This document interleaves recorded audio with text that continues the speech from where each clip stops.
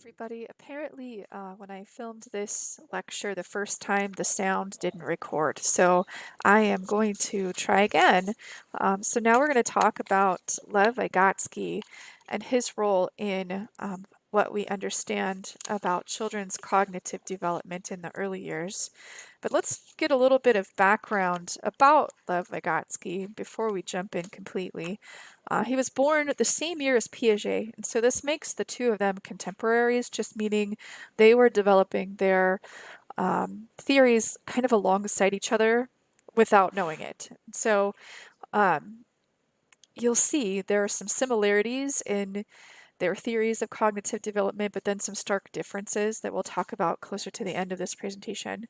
It's important to note that Vygotsky lived during the time of Marxism, and the United States was very anti socialism, anti communism, and anti Marxism. And so we did not, in the United States, learn of Lev Vygotsky's theory of cognitive development for many, many years later, decades later, because we were so against everything communism and Marxism that we did not invite ideas from countries that um, employed such beliefs. So his works really weren't published until after his death, and they were really suppressed even from the United States until the late 1950s. There are four underlying principles of Lev Vygotsky's theory of cognitive development. First, it's important to understand that, much like Piaget, Vygotsky believed that children do construct their own knowledge. But unlike Piaget, Vygotsky believed that development cannot be separated from its social context. So maybe you recall that Piaget, if I like to refer to him as the actions on objects guy, he believed that young children need actions on everyday objects in their environment to grow and learn. But Vygotsky added to that by saying you need a social partner to help push your development along. Vygotsky believed that learning can lead development. So if you think about it as where your interests lie is where you're going to focus your time, and that learning is going to lead how you develop. So say that a child, say that you want to work on cutting paper, and you notice that the child really isn't too interested in cutting paper, but they're interested in cutting other things, right? So they want to learn. You want them to grow in their fine motor skills. What is it that they like to cut? Do they like to go out into the garden and cut flowers? Do they like to go cut yarn when they're doing fiber arts? So sometimes learning can lead how we develop and when. And language in this theory plays a central role in mental development. And then we have this idea of the transmission of cultural tools, and you could think of learning in three constructs. If you've taken guided behavior with me, we talk about mistaken behavior, and I see these two ideas, this transmission of cultural tools and the three forms of mistaken behavior, actually quite similar. So we have learned behavior where we imitate others. We have socially influenced behavior, which would be constructed or collaborative learning. And then high needs behavior, there isn't high needs in these learning of or transmission of cultural tools, but we could think of it the same way. So imitative learning is really just that, where the learner is imitating something they have seen. And then, so for example, maybe a child sees another child construct a block tower that has four sides and is 3 levels high, and the other child decides they're going to copy that. So they're imitating the other child's learning. And then instructed learning is when there's a step-by-step process. So maybe the teacher is guiding or leading. Okay, we're going to build a block tower. I'm going to use 4 blocks to make the outer walls. I'm going to use 1 large plank as a floor. And then, so somebody's instructing the learning. And then collaborative learning happens when people are working together for the same goal or same purpose. So collaborative learning might look like, oh, I have this great story of children on the playground. The first childcare center that I worked at, I had this little boy, we'll call him Michael, who wanted to, I'm going to use my pens as an example, who wanted to learn how to launch a tire from a lever and a fulcrum. So the fulcrum is the point of of settling, and then the lever is the part that moves.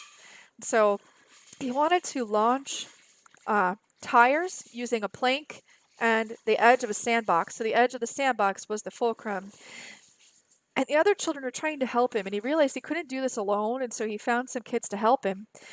And he said, excuse me, he said, what do we need to do? And you could see this unfolding. So one child figured out that you could either lay the tire flat or lay the tire on its side. If you lay the tire flat, you don't have to have someone holding it. If you lay the tire on its side upright, somebody has to hold it until someone launches the fulcrum. So this was collaborative learning. It took all three children to figure out how to launch that tire into the air on the playground. We had loose parts. It was quite the place to work. Oops. And then there's these ideas of speech when we're thinking about language as the central role of development. There's this idea of private speech, which is common in younger children. They begin to perceive the world not only through their eyes, but through their thoughts. And it's not just seeing and doing, it's later informing others of their words. But when we think of private speech, this is that idea of we perceive the world around us not only through our eyes, but through our words. And it's not merely an expression of words. Our ideas come into existence through them, if that makes sense.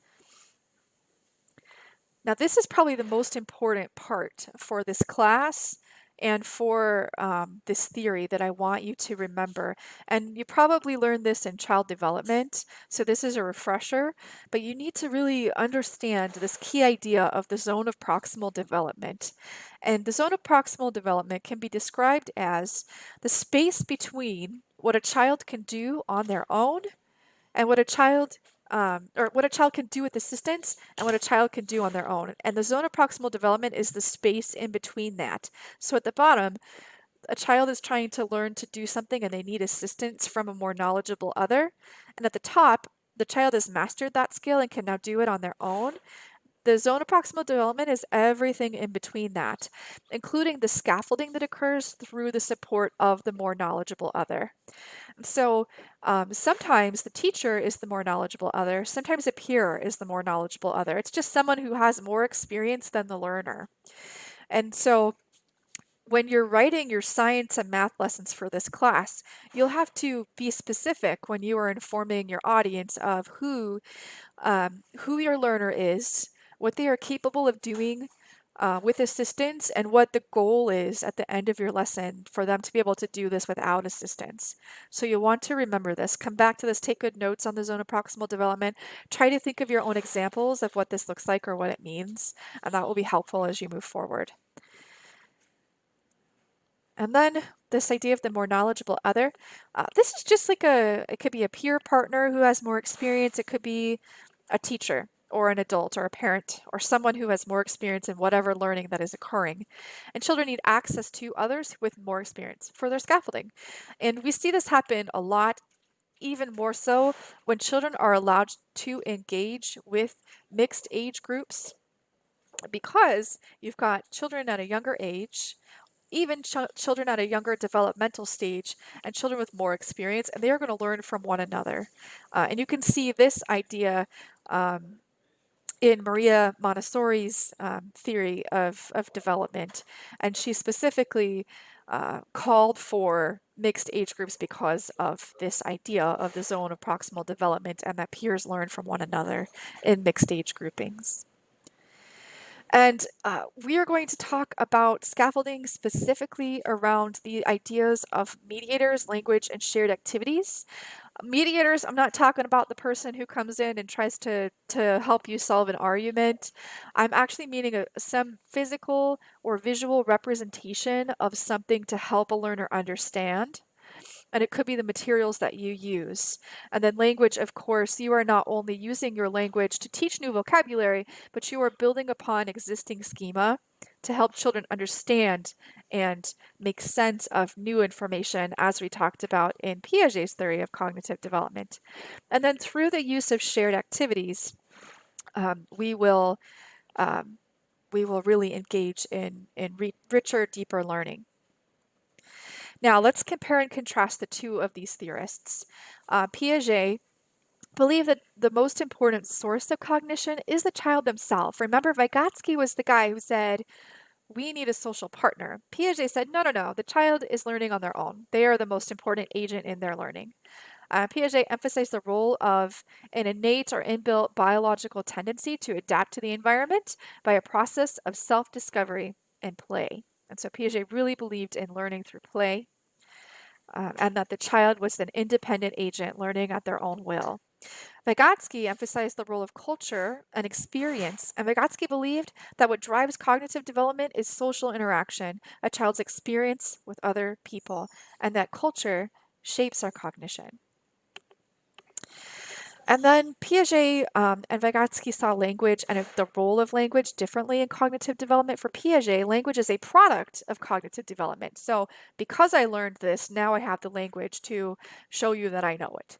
And so in other words, cognitive development, which is the independent variable, determines language use, which is the dependent variable. My language development depends on my cognitive development.